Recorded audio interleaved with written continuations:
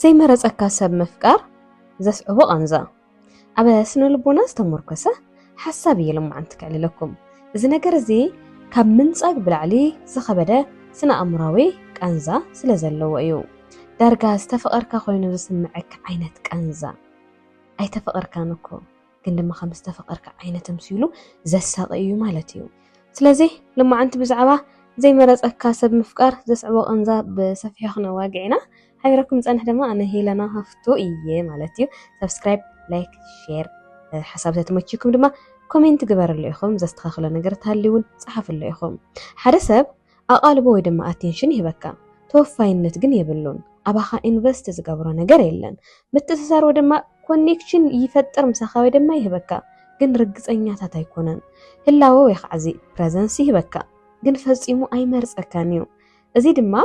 عمق وشتاوي جريجت أو العلي خايف الأرمالتيو لما دما بحبار كنفرس دليل لهم سلمنتاي عزيز قدك نمنتاي ختتصنح أبا أمرخان سمعتات كان أب نفسخان واقع انتاي كبرو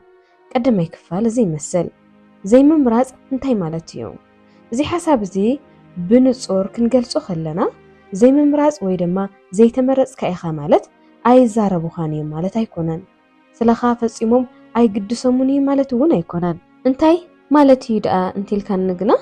بنصورن بقصالنتن قال آيات والكانيوم مالتيو بسنو لبونا مداي زي دما زي نصور كسارا ويدما زي أمبيجيوس اللوز بحال يفتر إذا خونتات زي اتساب بأكال ويدما بسمعيتي ركب قنا ملوء بملوء أي ركبنيو انتاي يدلي انتاي يحسب كنفلطوين خلينا حنقولكا كم ملوء زمدنا ويخاء ملوء خسارة كالسلاسلو أي خيلنيو مالتيو سلازي أمونغو منقراقور تعاطيخا تصنح زي قريبكا زلو سب اتمسخا زلو سب ملوء زمدنا دي زلو مسخا ويس من تاي عينت نجر كم زلو سي اتكسارا اتسسمعو زلو نجرات سي كتسلاسلو يتخيلنيخا كمو يقاطموكم حقي زفقرنا يمسلونا زدلينا يمسلونا مو كندما كم صلالوت يوم أبانا يصنحون እና ታዩ ዝኸውን ዘሎ ኣይረድእናን እዩ ስለዚ ኣየኑ ኢኻ ተሰላስል ዘለካ ኣይትፈልጦን ማለት ጽኢሉ ዝቀርበኩም ዘሎ ወይስ ዝኾነ ነገር ደሊሉ ዝቀርበኩም ዘሎ እቲ ዝምድና ሙሉእ ድዩ ወይስ ሙሉእ ኣይኮነን ዝብል ክትፈልጥዎ ኣይትኽእሉ ማለት እዩ ጽንዑ እዩ ድማ ኣበ መንቆራቆር እቲ ዓጽኻ ተጸንሕ ማለት እዩ ካልኣይ ክፈልካ እዚ ቃንዛዚ ንምንታይ ክሳብ ክንዲዚ ብርቱዕ ምዃኑ ክንርኢና እዚ ኩነታት እዚ ብሓንሳብ ብዙሓት ስነ-ኣእምሮዊ ስርዓታት ينقاقح سلا زخانة أيو قدماي سرعات متأسسار ويدمازي attachment system دك سبات بكونيكشن استأساسر أيوم هذا سب سمعتها وقربت كبكا خلو حنقولكا كم زي السعب عينة نقرات يلقى مالتيو نعم دوبامين زبهال هرمون اللو ناي دست هرمونيو أكسيتوسين زبهال وناي attachment ودا ناي متأسسر هرمون اللو سلازي استأسر ويخع مستسب attached زخان كخوينو نخسمعك يقبر يو هذا جزء انت إذا بال مزخونو سبات سمعتها وقربت نجي مرمو زي كلهم كلهم قديت أنا بفقري أنا بقول نودن من مالتي يكونن ولا باي إني من اسم سبات الرخامو زخانة سمعتها وقربت كتفتر كلها خمستهم سبات ساتم حنقول كدوبامين سلازلك زي أكتساسين زبهالو ونخنا أحس لازجورة مستهم سبات ساتم بتعمل ديب زخانة كونكشن تفتر خاملتي تفتوهم نات أيام تولم تقربهم مسأم كتكون كلا خدس لك ولو حصل جزء تفلتهم كخوني خيل اليوم سلازي اتسمعتها وقربت زوم هرمونات زياتهم نخات منجي سلاز جبرك ترجع جامين عاتهم كتركب مسأم كتكون قلتها تدل مالتي دحر جزء إنها بخيد كلا خا مستسب أتاك تخون على خاملتيو كلا أي خازي سرعة الشلمات ودما ترجع جامين مدل دال ونيولو ويم reward system and intermittent reinforcement زبهال مالتيو فقرز زي كادو أبا زخون الأول هذا جزء أبدأ خير ركبوا مالت أو قلنا خوزري خالو هذا جزء دما دراشهم يطفوا أو زخون الأول مسأتهم لويح نقدر تحسب زي نبركة ممتى مخنيات كم زخون خايف لتك أو هو تكيلون يطفون هنقولك أو الساعة زي ولف يخون مالتيو ولف زخون اللخاء يطفوها دما بتقى خا يخونوا دما يطفوا دما بتقى خا يخونوا ما أمر خا زي تعيد بقى إذا خيد زي يلما مودلمو ولف تخون مالتيو إذا ولفي قمار زراء أجابي مالت كم قمار ون زراء عينتي بقى حزمة قديف إنه خير لك ما تصدق أخوني حقي قمار كنا شن فينا دولي يوم بزح وجاز خفلو كساب جزءهم أتحيزهم زجاجاتكو زجاجات فوتي موي كونن تدحرقات مص زلا ነገር ስለ ተሐጉሶም ያ ኣብዚ እውን ከም እዩ ኣብዚ ኾነ እዋን ኣብ ጥቃና ይኸውን ኣብዚ ኾነ እዋን ድማ ካብ ጥቃና ይጠፍእ ብድሕሪኡ ውልፋት ንኸውን ማለት እዩ ኣምሮና ወልፊ ይኸውን ዘይርጉጽነትን ስምዒታዊ ጽግዕተኛነትን ከዓ ኣባና ይወስኸሎ ማለት እዩ ሳልሳይ ከዓ ኣእምሮዊ ዘይምስምዕማዕ ወይ ድማ እዚ ኮግኒቲቭ ዲሶናንስ ዝበሃል ክልተ ዝጋጮ እምነታት የጋጥመካ ማለት እዩ ብዛዕባ ይግደስ እዩ ትግደስ ድያ ትብል ካብኻ ኣይመርጸነን ዘሎ ኣይትመርጸነን ዘላ ወይ ዓወዘተ ዝብሉ ነገራት ከዓ ተሓዋውስ ማለት እዩ ኣብዚ ኾነ እዋን ዝግደሰልካ ዓይነት ሰብ ይኸውን እሞ ዝኾነ ነገር ክትርኢ ከለኻ ዘይግደሰልካ ዓይነት ሰብ ኮይኑ ትሪኦ ብድሕሪ ኣይመርጸነን ዘሎ ትብል እሞ ግን ድማ ዝመርጸካ ዘሎ ዝመስለካ ግዜ ኣሎ ስለዚ ክልተ ዝጋጮ እምነታት ንኽትሓስብ ዝገብረካ ነገር እዩ ማለት እዩ እዚ ድማ ናይ ኣእምሮ ጸቕጢ ይፈጥር ብጣዕሚ ኢኻ ትጨናነቕ ብጣዕሚ ዝድብረካ ከምዚ ወሳነ ዓይነት ሰብ ኣብ ዝኾነ ነገራት ቶሎ ናይ ምውሳን ዓቕምኻ ንባዕሉ ከጥፍኦ ይኽእል እዩ ማለት እዩ ስለዚ ሓንጎል ከምዚ ብምባል ክፈትሖ ይፍትን ምናልባት ግዜ የድልዮ ይኸውን ግዜ የድልያ ይኸውን ምናልባት ኣነ እየ ትጸገም ዝኸውን ገለታት ዝብል ክትሓስብ ይገብረካ ማለት እዩ ኣብ እዛ ጉዳይ እዛ ኣነ እየ ጸገም ዝኸውን ገለ ትብልሲ ኣይኮነን ኣፍቕሪ ሞይ ትረፍ ኣብ ዙርያና ዝነበሩ ሰባት ኣብ ዝኾነ ሰዓት ንእሽተይ ጽብቕቲ ነገር ኣርእየሙና ዝነበሩ ሰባት ድንገት ካብ ህይወት ንህልም ኩሉ ከለውሲ ብዙሕ ንሓስቦ ነገራት ኣለዉ ምናልባት ከምዚ ድማ ኮይኑ ይኾን እዚ ድማ ኮይኑ ይኾን ገለ ናበልና ንጸንሕ እሞ ነዊሕ ግዜ ኣብ ዝወሰደሉ ግዜ ግና ምናልባት እቲ ጸገም እኮ ኣነ ክኸውን ይኽእል እየ ምናምን ኢልካ ናብ ሓሳብ ተኣቲ ንሳቶም ብዝገበርዎሲ ንስኻ ናብ ሓሳብ ተኣቲ እሞ ኦልሬዲ ጸቕጢ ወይ ከዓ ጭንቀት ይጅምረካ ኣሎ ማለት እዩ ኣብ ፍቕሪ እውን ብዙሓት ደቂ ኣንስትዮ ይጋጥማኒ እየን ማለት ሕማቕ ነገር ይገብርዎን ከም ዘለዉ ርኡይ ዝኾነ ርጉፅ ዝኾነ ነገር እንዳሃለወሲ ምናልባት ኣነ እኮ ክኸውን ይኽእል እየ እቲ ጸገም ገለ ዝብላን ደቂ ኣንስትዮ ነይረንና እቲ ዝነግራኒ እቲ ኣብ ክልቲኦም ተፈጢሩ ዘሎ ርሕቐት ክነግራኒ ከለዋ ግን ብጣዕሚ በቃ ከምዚ ዓብይ ነገር እዩ ግን ንዕአን ግን በቃ ኣነ ክኸውን ይኽእል እየ ትጸገሙ እሞ ክዕር እናበላ ኣብ ጸገም ዝነብራ ከምዚ ዓይነት እዩ ማለት እዩ ሳልሳይ ከዓ ስነ ልቦና ምጽናሕ ብዙሓት ሰባት ከምዚ ኢሎም ይሓቱ እዮም ንምንታይ እየ በቃ ክኸይድ ዘይክእል ንምንታይ እየ ካብኦም ክፍለ ዘይኽእል እቲ መልሲ ግን እዚ እዩ ቀዳማይ ስምዒታዊ ወፍሪ ስለትገብረሉ እዩ ዝያዳ ግዘን ጉልበትን ስምዒትን ብዝወፈርካ መጠን ምኻድ ብዝኸበደ መጠን ወይ ድማ እዚ ኣብ ሳንክ ኮስት ፋላሲ ዝበሃል ነገር ትወድቕ ኢኻ ማለት እዩ ዝኾነ እዋን ሰሪሐ እያ ነይረ እየ ብዛዕባ እዚ ሳንክ ኮስት ፋላሲ ዝብል ማለት እዩ ድሮ ብዙሕ ነገር ሂበ ኣለኹ ማለት ሓደ ግዜ ህዝሲ ኣነስ ምዝኾነ ሰብሲ ንሸውዓተ ዓመታት ሰሪሕና ንበል ብዙሕ በቃ ብጣዕሚ ሰሪሕናሲ ድንገት ብዝተፈጠረ ነገር ገዲፈየ ክኸብደኒ ይኽእል እዩ ንምንታይ ብዙሓት ሚልዮናት ኢንቨስት ዝገበር ኩሉ ቢዝነስ ክኸውን ይኽእል እዩ ብዙሕ ነገራት ድማ ኢንቨስት ገይረ ዝረኸብክዎ ርክብ እውን ክኸውን ይኽእል እዩ ስለዚ ድማ ብዙሕ ደኺመሉ እየ ኢልካ ንኽትጸንሕ ዝገብር እዩ ማለት እዩ ስለዚ ስምዒታዊ ወፍሪ ወይ ድማ እዚ ዝኸበደ መጠን ዝኾነ ነገር ተፍስስ እሞ ምግዳፍ ኣብየካ ማለት እዩ ካልኣይ እውን እዚ ወልፊ ተስፋ እውን ክኸውን ይኽእል እዩ ተስፋ መቸም ሓያል እንድያ ተስፋ ምግባር ሎሚ ኣነ ገዲፈየ ኣለኹ ብዙሕ ግዜ ስለልጥለም ማለት እዩ ከምዚ ገብረልክ እየ እዚ ክገበር ይገለ ይብለካ ሓቂ ሰብ በተለይ ሓቢርካ ክትሰርሕ ብዙሕ ነገር ትገብር ኢኻ ብቻ ብዙሕ ነገር መቸም ቃል ይኣትልካ እዩ ኣነ እውን ይኣቲ ይኾን እየና ዘን ሓያል እያ ተስፋ ብጣዕሚ ሓያል ክልተ ዓመት በሊዓትን እያ ናብ ሂወተይና ከምዚ ክኸውን እዩ ከምዚ ክገብር እየ ዳተባሃልኩ ማለት እዩና ተስፋ ሓያል እዩ ነቲ ትሪኦ ዘለኻ ወይ ድማ ንዝፍጸም ዘሎ ነገር ኣይኾንካን ትጸንሕ ነቲ ክኸውን ዝኽእል ንቐጻሊ ኢኻ ትጸንሕ ማለት እዩ ስለዚ ሕዚ ወላ ኣብ ትኽክል ዘይኮነ ነገራት እንዳሃለኹሲ ግን ድማ ተናናጋ ነገር ስለ ዝርኢ ዝተኣተወትለይ ተስፋ ስለ ዝርኢ ግን ብዙሕ ግዜ ይቕትለ ነይረ እየ ቅድም ኢሉ ጸኒሐ እየና ተስፋ ሓያል ነገር ምዃና ብዘጋጣሚ ንምንጋር ኢለ እየ ሓንጎልካ ኣብ እዞም ዝስዕቡ ዘተኮረ እዩ ዝኸውን ጽቡቕ ህሞታቶም ዓቕሞም ፍቕሮም ወዘተ ማለት ዝኾነ ህዝናትና ብናይ ፍቕሪ እኳ ተኸይድና እዩሲ ኣብዚ ናይ መጀመርያ ግዜ ናይ ፍቕሪ ግዜና ዘርኢና ባህርታት ኣሎ በቃ ወንዳ ወንዲ ኾኑ ደቂ ተባዕትዮ ተኾይኑ እዘን ደቂ ኣንስትዮ ተኾይነን ከዓ ብጣዕሚ በቃ ዲሲፕሊንድ ናይ ፕሪንሲፕል ከም ዝኾና ገለ ገይረን ዝኾነ ዘርኢኹም ነገራት ኣለዉ ተንከባኸብቲ ኬሪንግ ዝመስላሉ ነገር ኣሎ እዞም ደቂ ተባዕትዮ ይልዓሉ በቃ ፕሮቴክተር ከም ዝኾኑ ኮይኖም ዘርኢና ነገራት ኣለና ኣብ ዝኾነ እዋን እቲ ችግራት ክፍጠር ከሎ ኣንሕና ኣብ ኣእምሮና ዝተልፍ እተን ጽቡቕ ህሞታት እየን ኣብዚ መጀመርያ ግዜ ናተጓየና ናተጫወትና ናተደባደብና ለሕለፍና እያ ህሞተላ ግዴታ ክትሰዓም ክድቅስ ብቻ ይኮነን ግን አለ حق ደስ ዝብል ሞመንትታት ኣለውና ንሳቶም ንኽነስታውሶም ይገብረና ዓቕሞም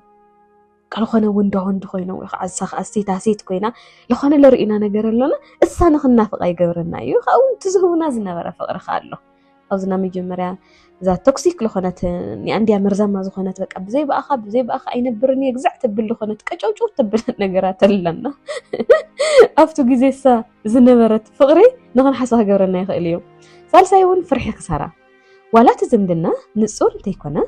ምጥፍኦም ከም ሓደ ኣገዳሲ ነገር ምጥፋእ ኮይኑ ክስማዓካ ይኽእል እዩ ስለዚ ንስኻ እንታይ ትብል ፍሉጥ ቃንዛ ኣብ ልዕሊ ዘይፍለጥ ናጽነት ትመርጽ ማለት እዩ ፍሉጥ ቃንዛ እዩ እኮ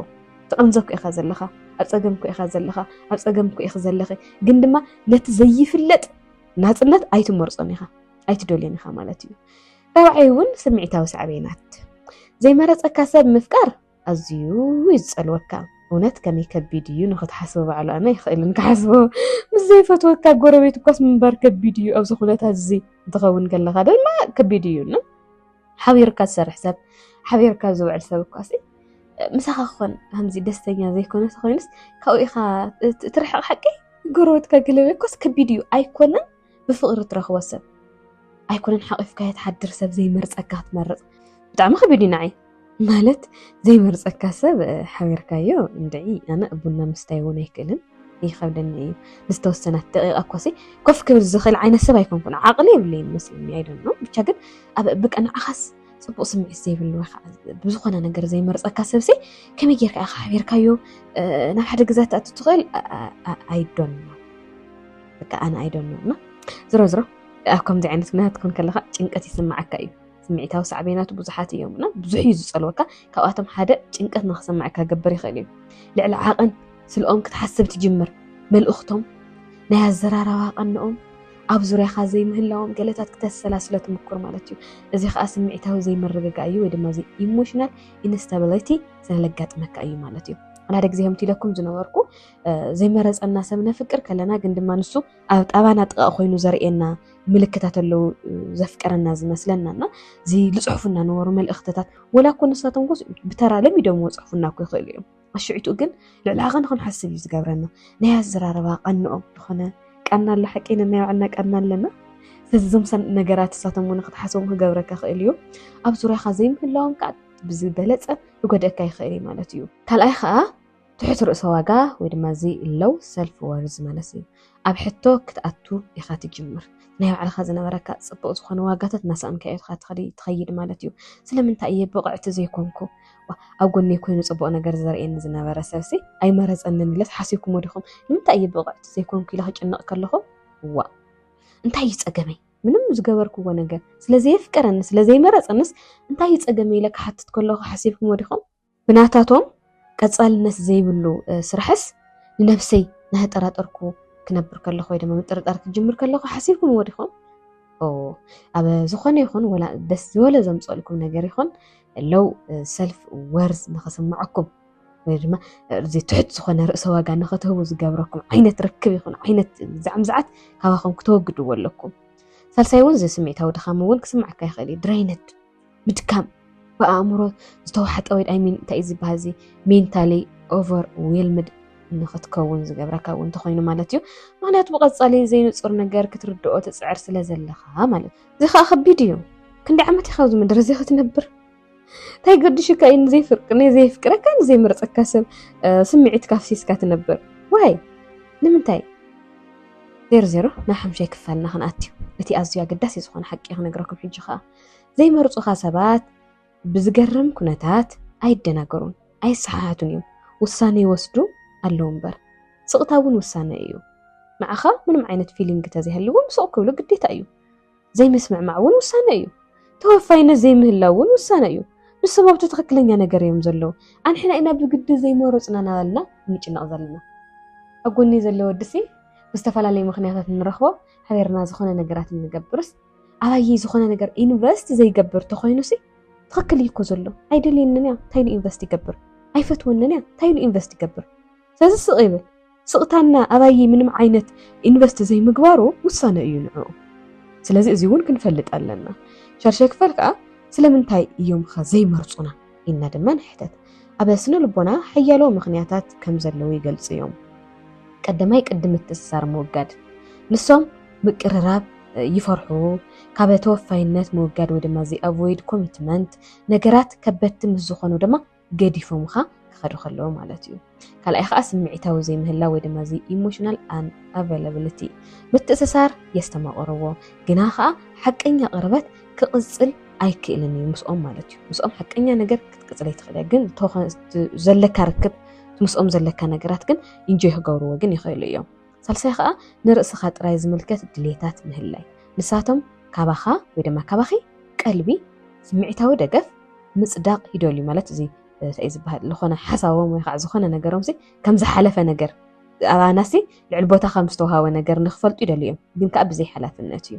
ናብ ሻውዓይ ክፈል ክንሓልፍ ከለና ከዓ ዘስዕቦ ጉድኣት ክነግረኩም ኣብ ከምዚ ኩነታት ንነዊሕ እዋን ምጽናሕ ቀዳማይ ርእሰ ተኣማንነትና ካህሲ ይኽእል እዩ ርእሰ ተኣማንነትና ተታሃስዩ ከዓ እንታይ ጥቕሚ እኒኦ ምንባርና ብዛዕባ ፍቕሪ ዘለካ ርድኢት እውን ምጥምዛዝ የጋጥም ማለት እዩ እዚ ኣብ ዘጋጥመሉ ሰዓት ከዓ ፍቅሪ ንዓኹም ስቃይ በቃ ሲሉ ኣብ ሓደ ሳይድድ ዝኾነ ነገር ኮይኑ ስምዓኩም ይኽእል እዩ ህይወትኩም ትውደለኹም ማለት እዩ በቃ ፍቅርስ ትርጉሙስ ተጥፍእዎ ኣለኹም ካብኡ እውን ስምዒታዊ ቃንዛውር ንውር ምግባር ዝኾነ ሰብ ኣፍቂርካ ምብካይ ምስቃይ ዝኾነ ሓቀይ ልገብሩ ሰባት ኣለዉ በቃ ኣነስ ብዘይ በኣኸ ክነብር ይኽእል ብዘይ በኣ ክነብር ይኽእል እናበሉኛ እናበሉ ዝሓድሩ ሰባት እኒኡ መሳኪን ኣሕዋትና ፍቅሪ ምርድዳእ እዩ ፍቅሪ مزررابي من الوقت أفتي قدمي 18 عامات 19 عامات كارتات أو نورنا لجزء مخنيات عالم سلين فلتات صباب سلت خوننا أي كان تلفزيونتي بيب نقول نخول